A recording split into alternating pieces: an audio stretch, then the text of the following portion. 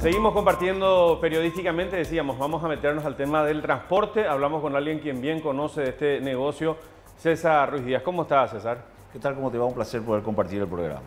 Bueno, gracias por estar aquí. La primera pregunta tiene que ver con el billetaje electrónico. Ya te la dejo acá. Quiero compartir con los televidentes un perfil que preparamos del gerente del Cetrapam, ¿verdad? Presidente actualmente, esa es la figura del principal gremio de transportistas del área metropolitana. El que maneja el 82% del transporte público. 82%. A ver, el perfil de César Ruiz Díaz. Hoy, en Periodísticamente, tenemos como invitado a César Ruiz Díaz, presidente del Centro de Empresarios del Transporte del Área Metropolitana, mejor conocido como Cetrapam. Está en este cargo hace más de 10 años. También es accionista en varias empresas de transporte público de pasajeros que operan en Asunción y Gran Asunción. Durante su titularidad en Cetrapam se percibieron los buses diferenciales y se discute la futura implementación del billetaje electrónico en el transporte público.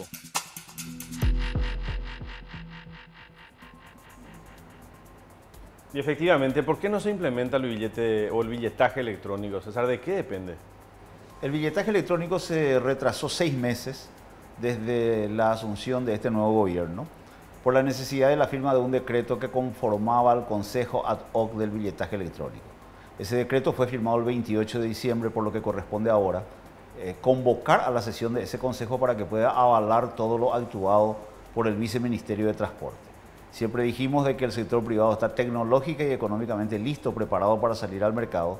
Es más, hemos recibido todos el hardware necesario para los equipos a bordo de los buses. Ya los hemos despachado, ya hemos adquirido el software. Es decir, estamos listos, pero la velocidad del privado evidentemente es distinta a la velocidad del sector público. Bueno, pero es un tema burocrático de firma. ¿O el Estado tiene que poner algo de recursos, que es lo que está retrasando esto? No, el Estado no tiene que poner absolutamente nada. Esto no es una concesión, no es una asociación público-privada. Este es un contrato de derecho privado entre particulares. Es decir, es un negocio de particulares o entre particulares reglamentado por el Estado. Exacto, pero el Estado finalmente también cobra tributos sobre la facturación de ustedes. Digamos, tiene que entrar a fiscalizar esa relación entre particulares.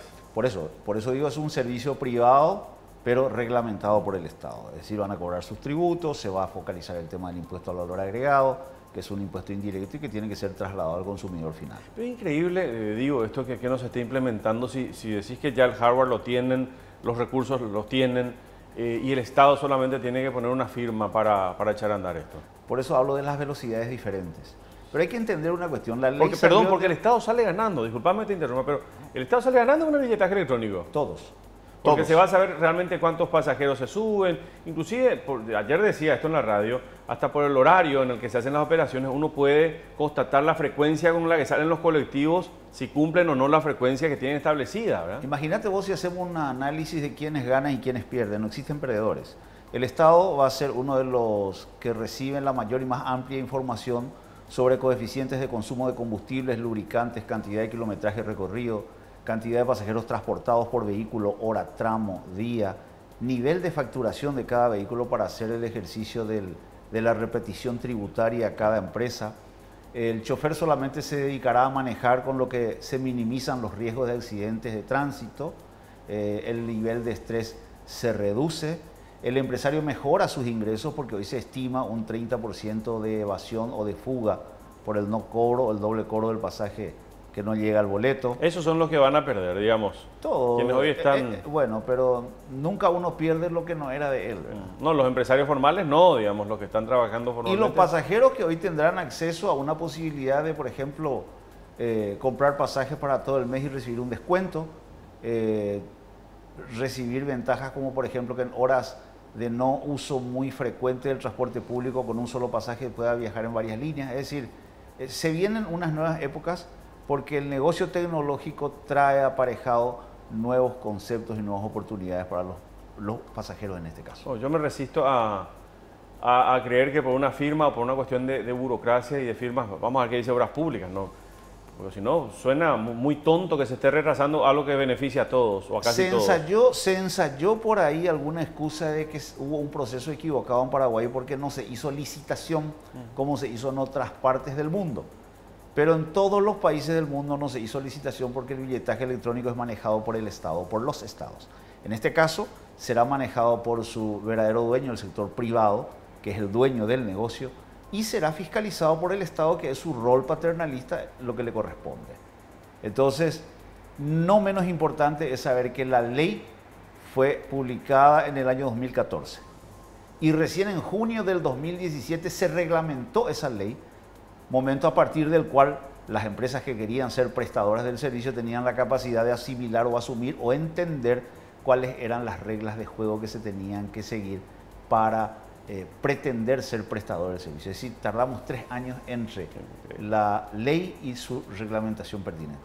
¿Ustedes creen, o vos, no sé si el CETRAPAM como gremio tiene una posición, que este esquema de subsidios debe mantenerse, les beneficia a ustedes, o ustedes preferirían transparentar, no digo transparentar, sino trasladar todo el costo al pasajero directamente? El subsidio es una prestación asistencial de carácter económico y debe tener una duración determinada y perseguir un objetivo específico. El objetivo que debe de perseguir es la eliminación del sector informal. Ese sector que no tributa, que debe al Banco Nacional de Fomento, que no tiene certificado de cumplimiento tributario, que no tiene números de registros patronales ni IPS o en el Ministerio del Trabajo. Y al no cobrar el subsidio se comprime a ese sector para que pueda migrar a la prestación de otros servicios.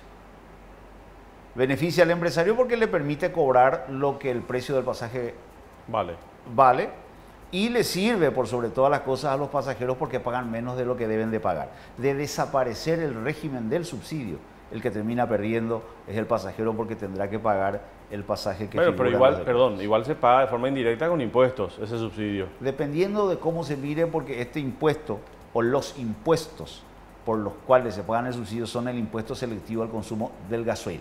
Es decir, terminan pagando el subsidio a los pasajeros del transporte público, los que usan gasoil, donde el sector empresarial del transporte es un gran consumidor del producto por el cual otra vez tiene que cobrar su subsidio. Bueno, son las reglas de juego que hay.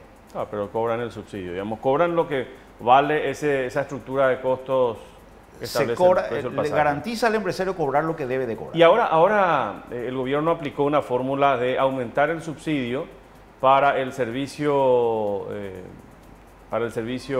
diferencial y reducirlo para el convencional. ¿Eso les conviene a ustedes? ¿Qué piensan finalmente de eso que hicieron, ¿verdad? De aumentar para el servicio diferencial el subsidio y de reducirlo para el convencional. Se han equivocado de cabo a rabo.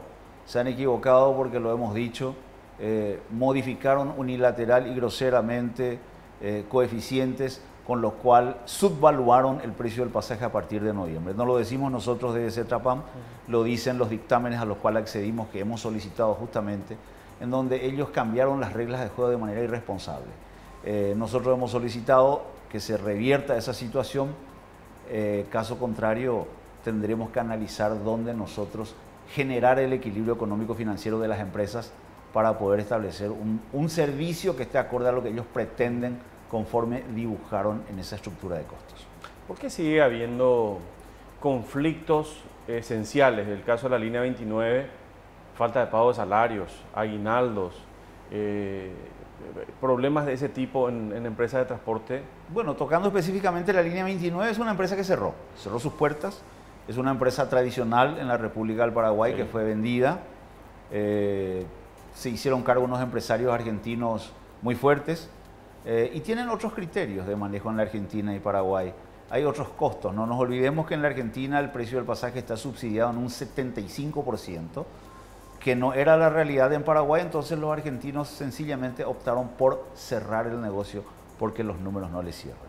Entonces, al cerrarse la empresa, hoy está con sueldos caídos, aguinaldos no pagos, es decir, una estructura que se tiene que volver a licitar.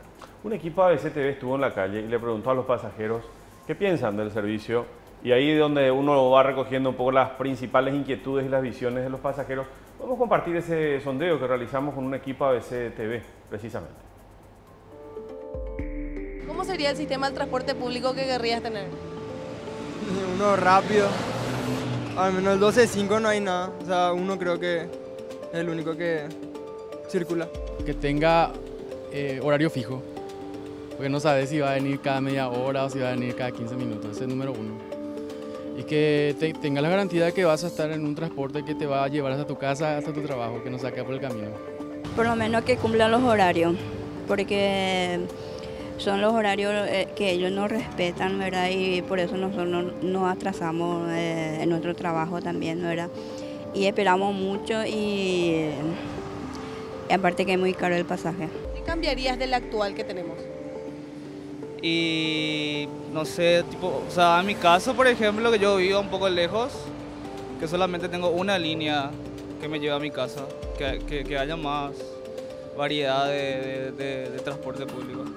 Que se habilite ya en las tarjetas. Yo me voy, compro a un lugar y voy rayando nomás, voy pasando nomás para poder subir y bajar, para no tener efectivo. La flota de la mayoría de los buses, porque si bien yo sé que hay una reglamentación que les obliga a tener cierta cantidad de buses diferenciales y demás, hay muchos buses que no se acoplan, que tienen igual buses que los buses chatarra como todo el mundo conoce. ¿Qué es lo peor que ves que tienen los colectivos? Lo peor que tienen los colectivos es cuando están en muy mal estado, cuando se llena y uno ya no puede pararse, o sea, no puede estar ahí, igual siguen alzando pasajeros. Tendría que ser hasta un límite nomás. Lo peor es el horario. El horario a veces no sé si va a venir o no. Yo soy de Loma Puta, a veces no sé si va a venir el colectivo, pero en 20, 40 minutos y no... Es desesperante. Y la irregularidad que tiene. El mal servicio, digamos. Tarda mucho en pasar. Sí, mucho.